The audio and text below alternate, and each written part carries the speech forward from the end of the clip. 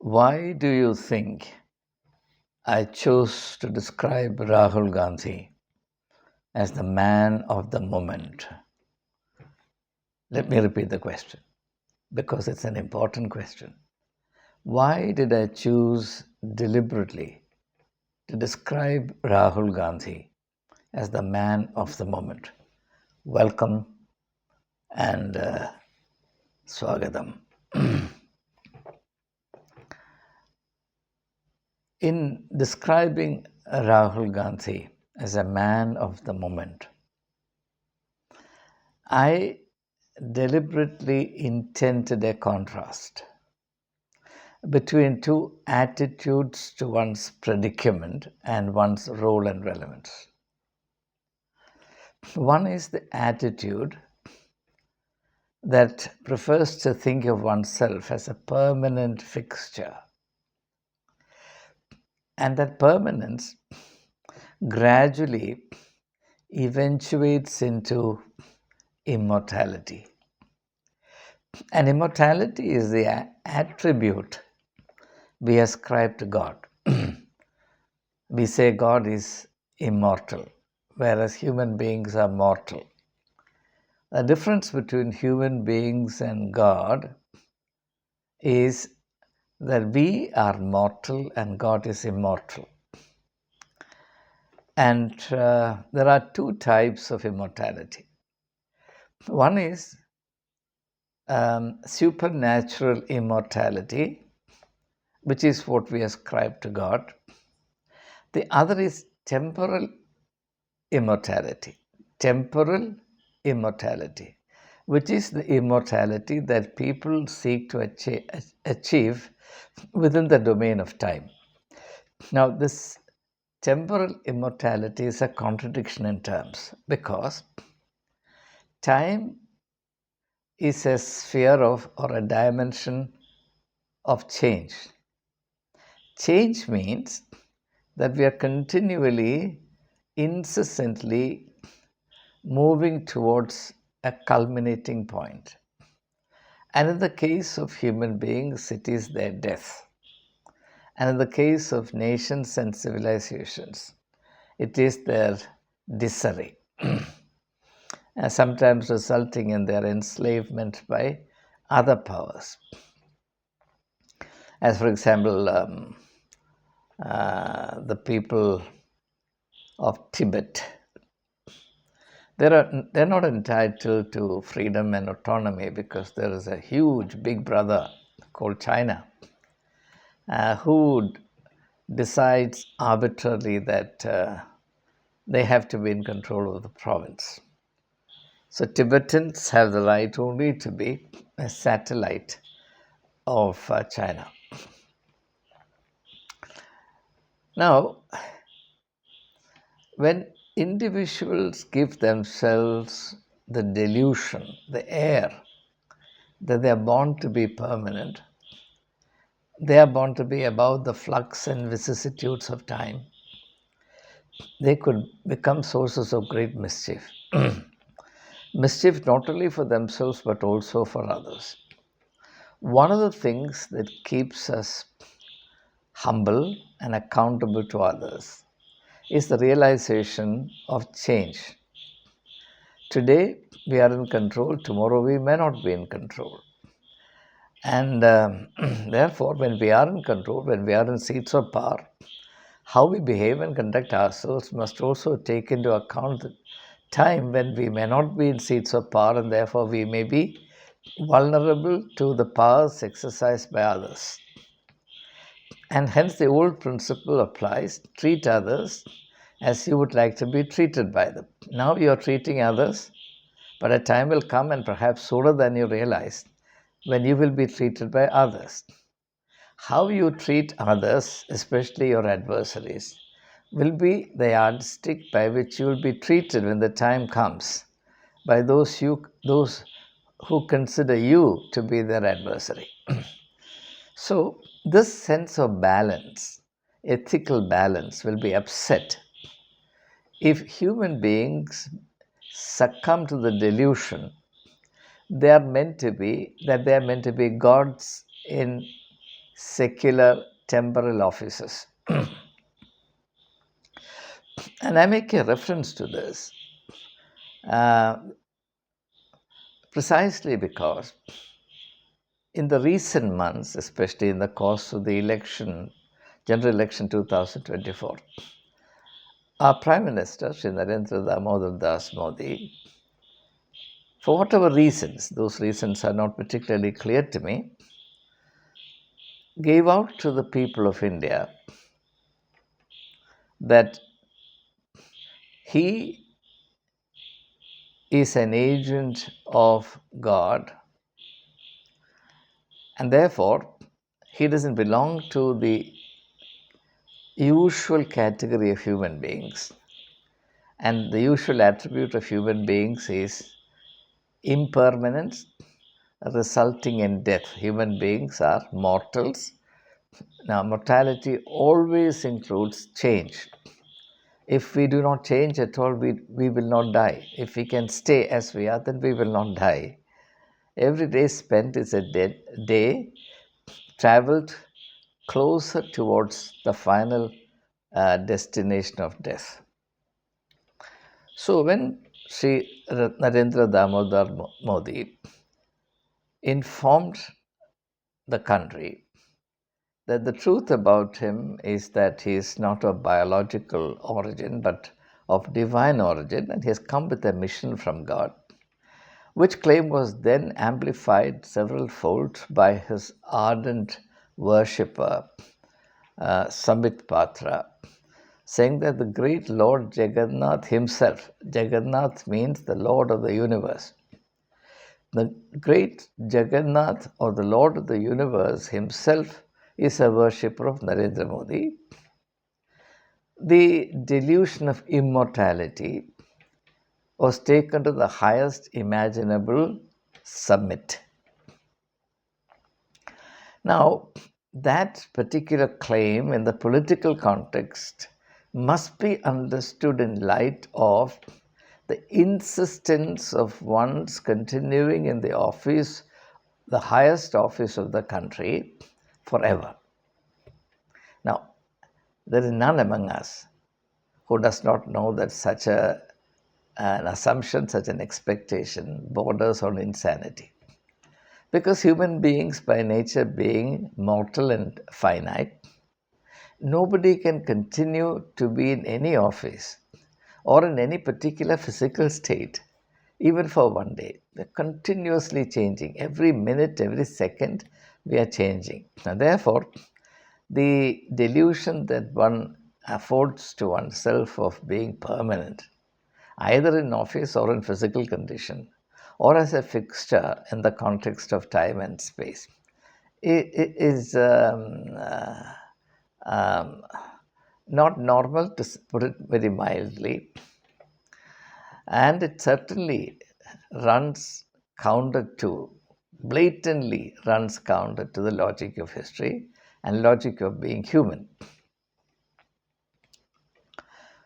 So, I am aware of, because of the slight sense of history I have, I am aware of the gross delusions and dangers to which a person becomes vulnerable, and through him, an entire country under his leadership. When a human being, a mere human being, a fragile phenomenon on the plane of time and space, begins to give himself airs that he is God and therefore he is entitled to permanence in office. Now, quite clearly, when in the context of the general elections, Narendra Damodar Modi instructed or informed the country that he is not of biological origin, but that he is from God himself. What he was trying to do was not to give to the country a rare insight into um, spirituality or metaphysics or morality or people's welfare or anything. He was simply creating the logic or informing the electorate of the logic for his necessary continuity in office. Please understand the exact meaning of the statement. I say this because no attempt has been made to decode the real intent or the motivation behind making such a strange statement in a very specific context, the context of the general elections. After all, what is the essence of elections? The essence of elections is the rationalization and the activation of change. Why do we go into this elaborate exercise of exercising our franchise? Because the power of our vote consists entirely in the power to bring about changes. We are not happy with a particular scheme of things, particular state of affairs. Therefore, we use the power of our vote to change it. So, the power of our vote or our right to choose means nothing if the net result of our exercising our franchise is that we stay in the same state. Then it's as good as not exercising our right to vote. Voting only to stay the same, no matter how we feel about our situation, is an exercise in futility. It's a bus ride to nowhere. So it is in such a context that this very strange and unprecedented statement was made. So make no doubt about it. It was a claim that emphasized one's right to continue in office, irrespective of the sentiments and the predicament of the people. And that's where the danger lies. The moment a person claims to come with divine authorization, what he means is, look, I should not have to depend on your likes and dislikes. I must continue in office whether or not it is in your interest to keep me in office. Because after all, I've come from God. It's God who decides whether I should be in office or I should not be in office. You have no business to unsettle God's plan. So that's precisely the intent and the psychology behind a statement which was made in a very particular context, and it was not an accident. It was very carefully, clearly thought out. So that struck me as something extremely important and dangerous, and therefore I began to think. Then I began to focus on the person of Rahul Gandhi. And that focus was not my choice, that was thrust on me by the Sangh Parivar, BJP ideologues, the BJP spokespersons, as well as the speeches and statements of both Narendra Damodar Das Modi and Amit Shah ji. Because they always contrasted Modi with Rahul, Rahul with Modi, and they thought this contrast would be to the detriment of Rahul and to the great advantage and profit of Sri Narendra Damodar Das Modi. And therefore, my irresistible inclination towards thinking of Rahul in contrast to Narendra Modi was not of my making. It was thrust upon me by this very same camp of opinion. So when I looked at this young man, I found a very major point of contrast, namely that unlike Sri Narendra Damodar Das Modi, Rahul Gandhi has no claim to divinity, has no claim to any permanent possession of any title whatsoever. Rather, he is distinguished by his reluctance to assume office or title or whatever. And there isn't even the remotest suggestion that he considers himself to be permanent in anything. At the same time, and this is important, at the same time, none of us can miss the fact that this young man, Rahul Gandhi, is driven by a sense of destiny, a sense, or let me put it this way, a sense of owing something to the people of India. Now, when a person claims that he has come with divine authorization and that he is God himself, then he owes nothing to the people. The people owe everything to him. Rahul Gandhi is exactly the opposite. He feels that he owes everything, including his life, to the people of India. And that his life must be dedicated to their service, dedicated to protecting their fundamental rights and their human dignity. So, he comes into the domain of politics, not because he believes that politics can never be a domain of permanence. Anyone with the slightest sense of history will tell you that history is a domain of continual and accelerating change.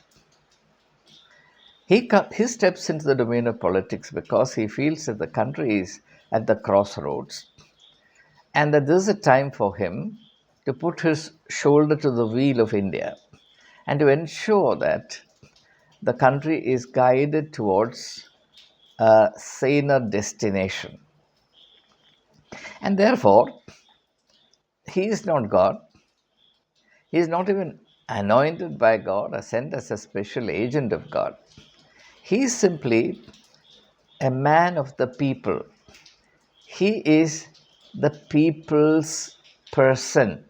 He doesn't even say that he is the people's leader. He says, I am one with you.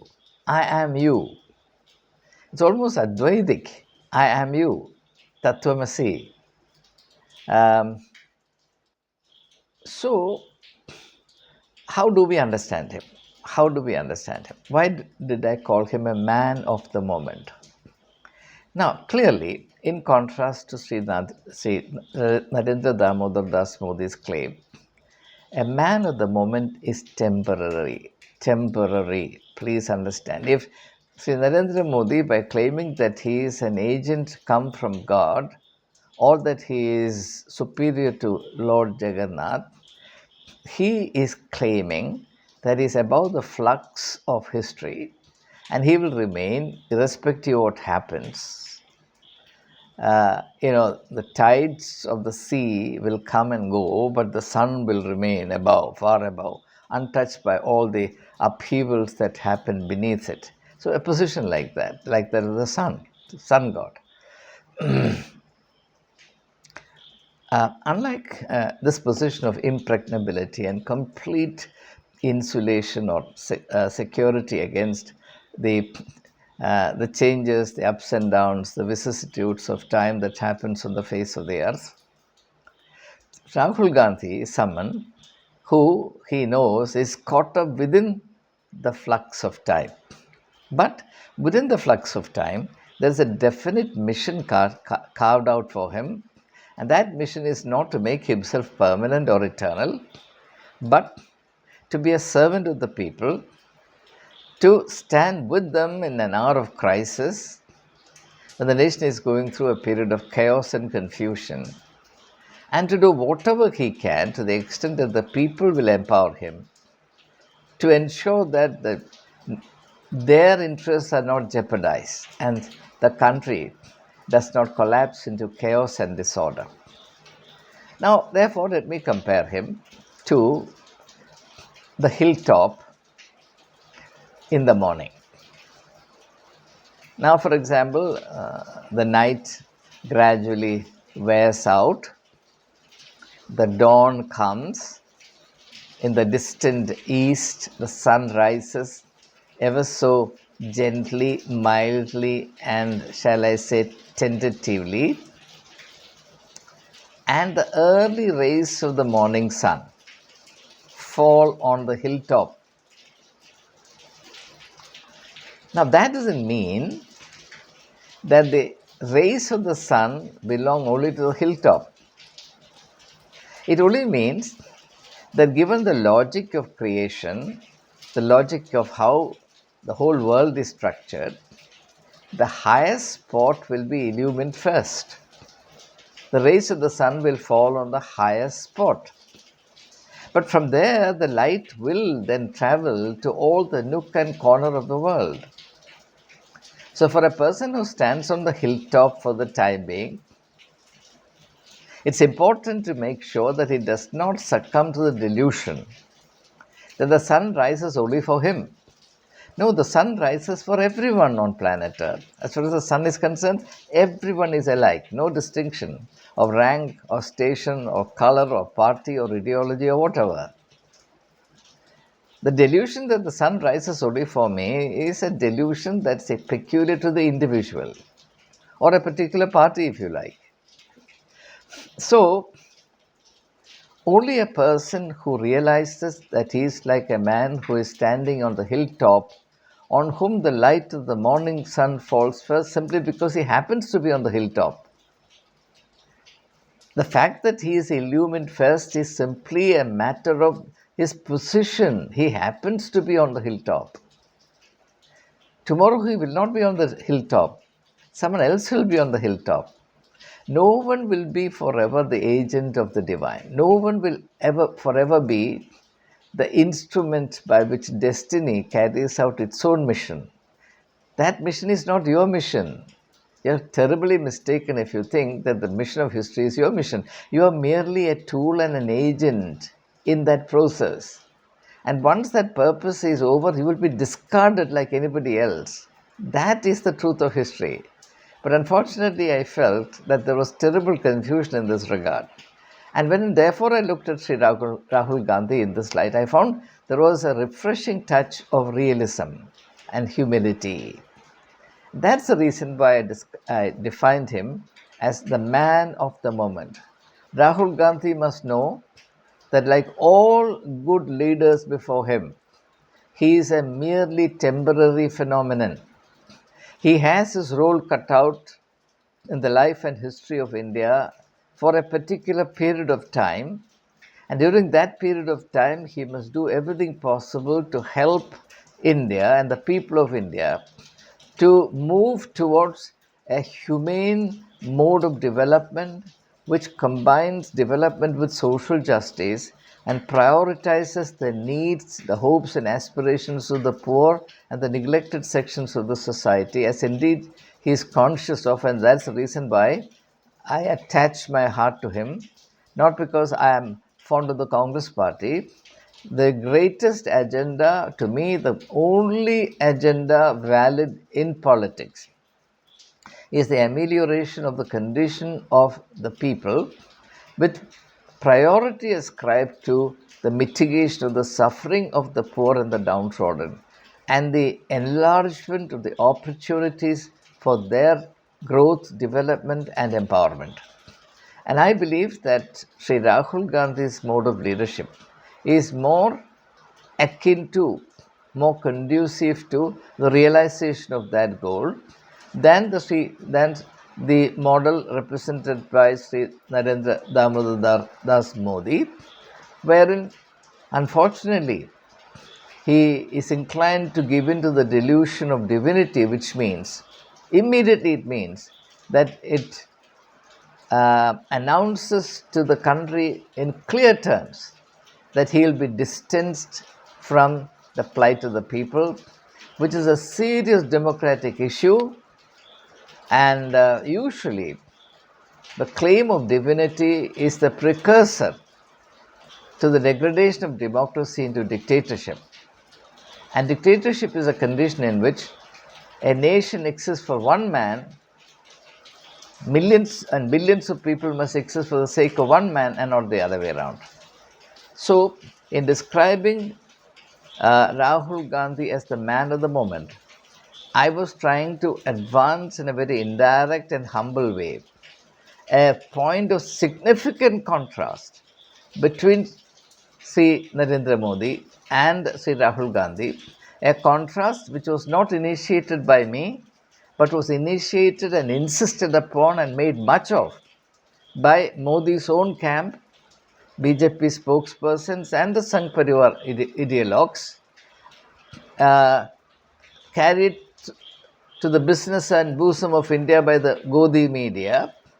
And therefore, it is something that's part of the national rhetoric, and I have therefore every right to work upon that contrast which is pre-existing, which exists before me, before I started this conversation.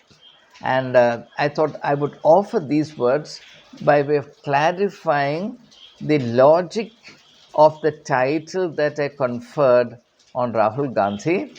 And I urge everyone in our midst, a temple of thoughts, to think of Rahul Gandhi henceforth only as a man of the moment, realizing that he too, like everyone else, will be a fleeting phenomenon, but he has a very significant mission to accomplish for as long as he is within this window of opportunity, which I sincerely hope he will use to the great benefit of the people of India. That's exactly what I meant. And I hope there'll be no confusion about it. Jai Hind.